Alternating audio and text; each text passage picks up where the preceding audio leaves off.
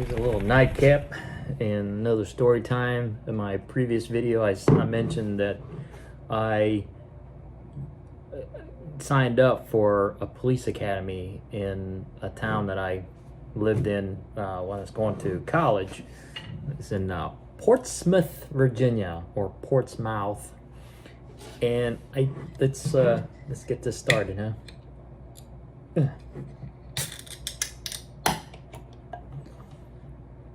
It's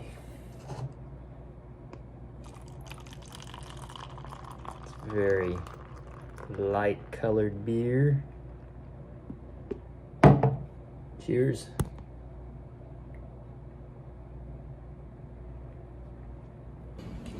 If you've ever watched videos in Japan where they're pouring beer in Japan, they do the slow pour, so it doesn't foam up, and then they purposely shake the beer to let it foam, and they put the foam on top. Japan is all about presentation. When I went there for a business trip, every meal that I had, whether it was at a restaurant or at a convenience store, not really, but every restaurant, and even the lunches that the customer provided for me and my coworker, it was very, very well presented. I mean, everything was laid out on the table, the box. I mean, even on the airplane, the meals that we had on the airplane were nice little boxes. Anyway, but yeah, they're all about presentation.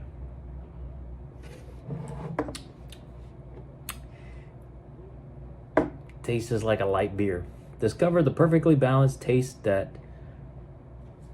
that's irresistible to all as you share rich moments with this masterpiece of the brewer's art. Sapporo premium beer.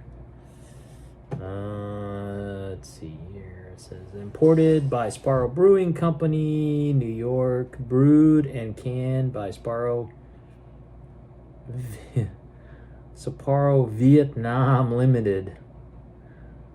So it's from Vietnam. I thought it was Japanese.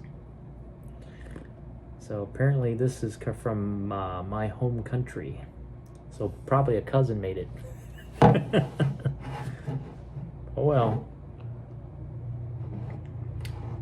It tastes like a light beer. What's the alcohol content? Does it say? 4.9%.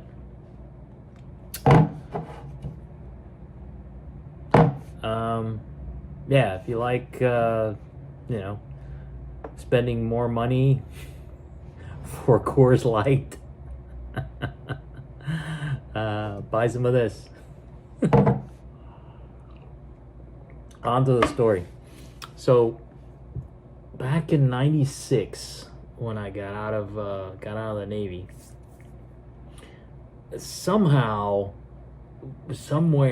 I saw an advertisement or a notification that the town I lived in was recruiting people to be reserve police officers. And I would say I'd always wanted to be a police officer, but it was something that I was interested in. And so I figured, well, I'm going to college. I'm only taking like 4 classes a semester. Couldn't be that hard. And if I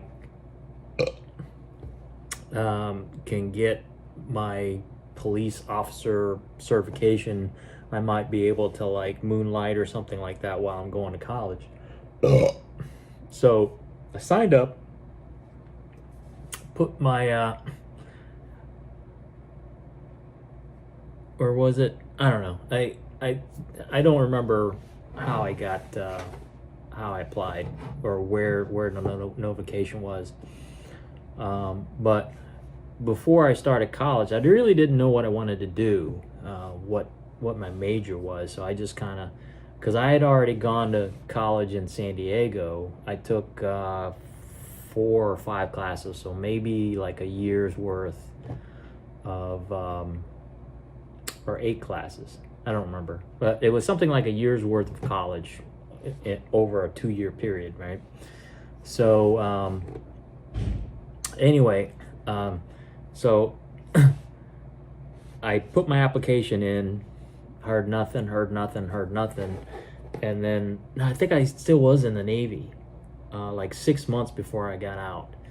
And I put my application in because, again, I wasn't sure what major I wanted to, what profession I wanted to get into. I thought about being a dentist. I thought about being a pharmacist. I thought about, being a police officer. And all of my family is engineering oriented. Both my sisters are engineers. My brother, he was mechanically inclined. He was what they call a bosun's mate in the Navy. Basically, they do all the rigging and all the maintenance, a lot of the maintenance items on a ship. So I was like, I want to be different. Do something different than what the family normally does. So I never even thought about going into engineering. Back to the story. It's the beer. So I put in my application in for the police academy while I was still in. I think, like I said, I was like 6 months out. I got out of the Navy, never got any email notification or anything like that, or a letter in the mail. I just forgot about it. And so I started taking college classes. And it was during the first semester.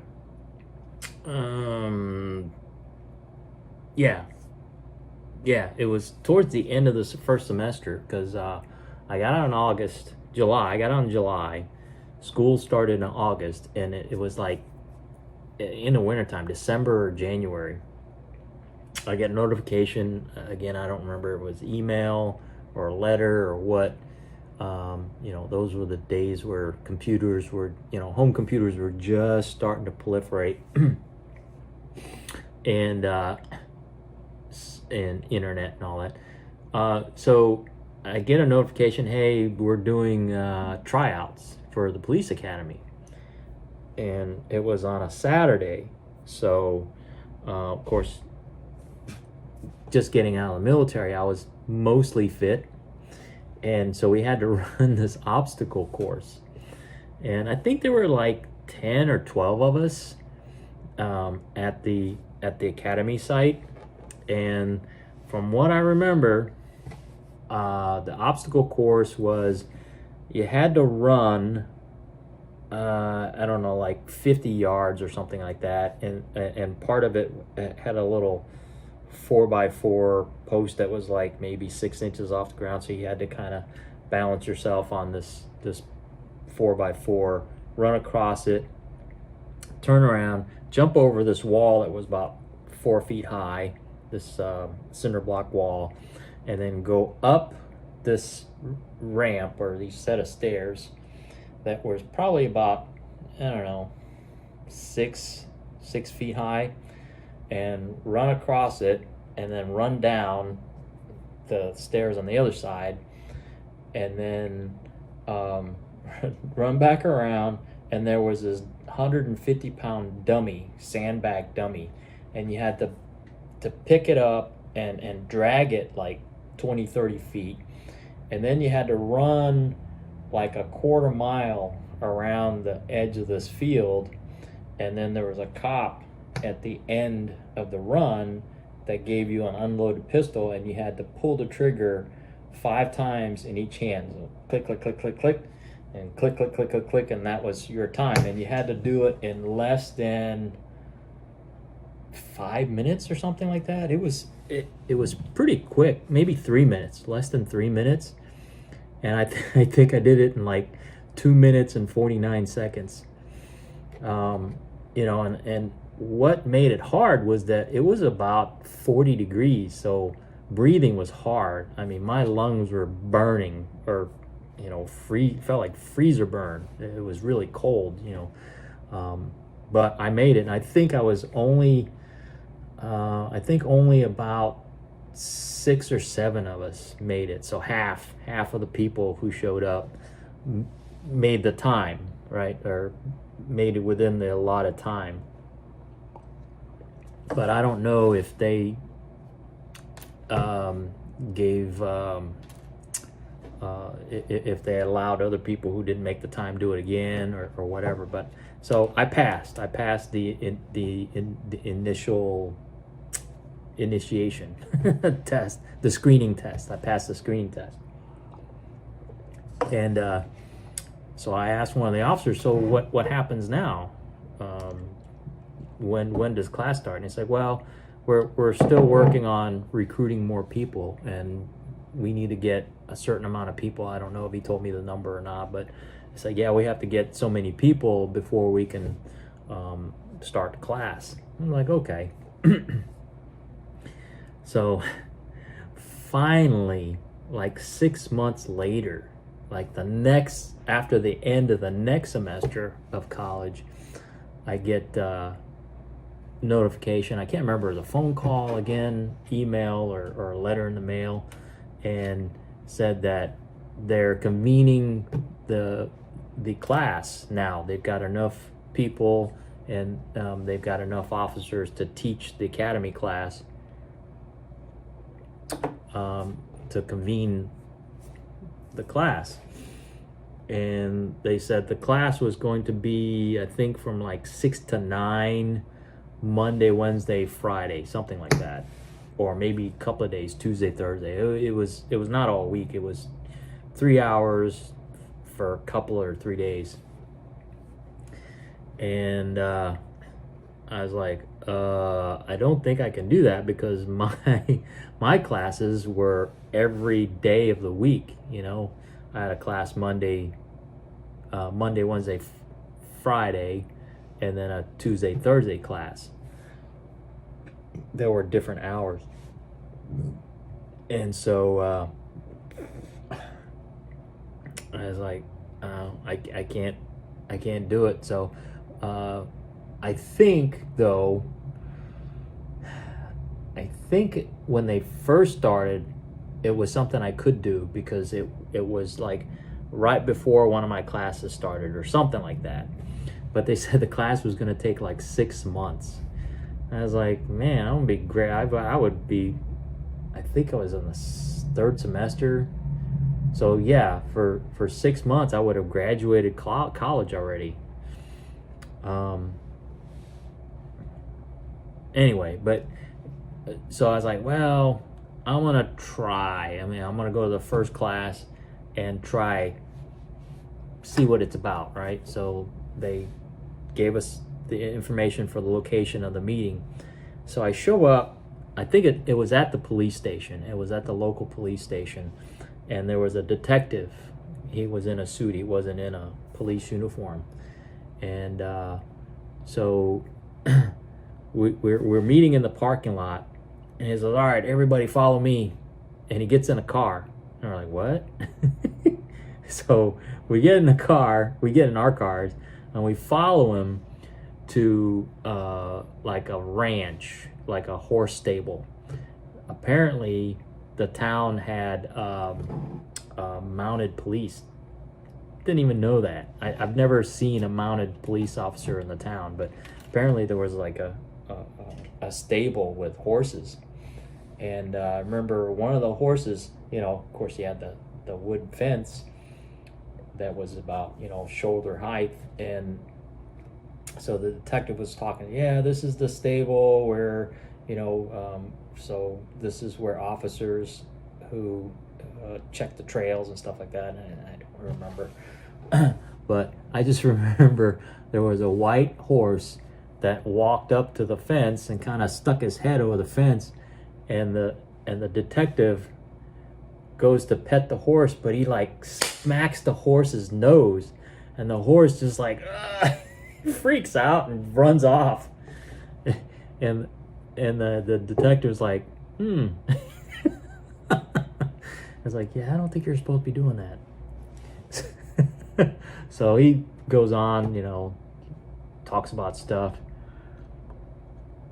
And then I said, okay, get back in your cars and follow me. So we get back in the car, we drive to another location, explain something, drive to another location, explain something. And then finally we drive back to the police station, and we go inside, and it was a room, when you see a TV show or a movie or a cop police show where it's a big area and there's a bunch of desks and a bunch of filing cabinets. Literally, that's what it looked like.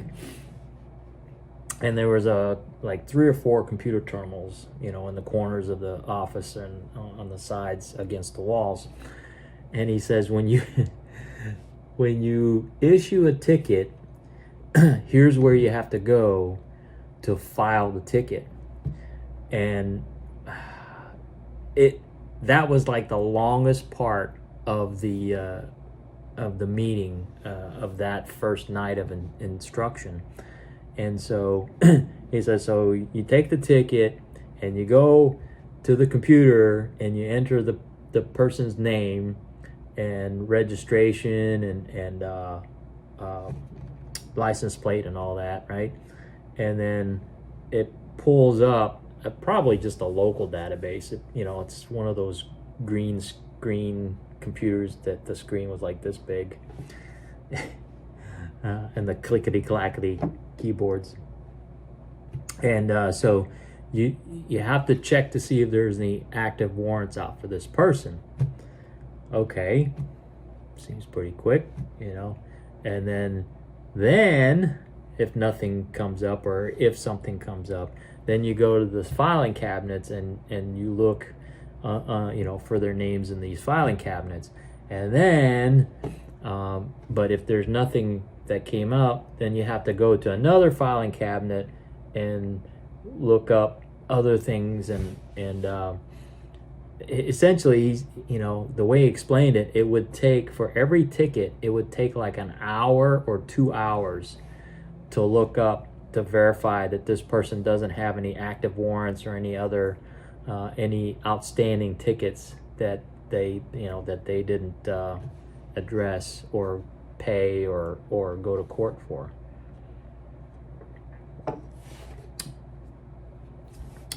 Then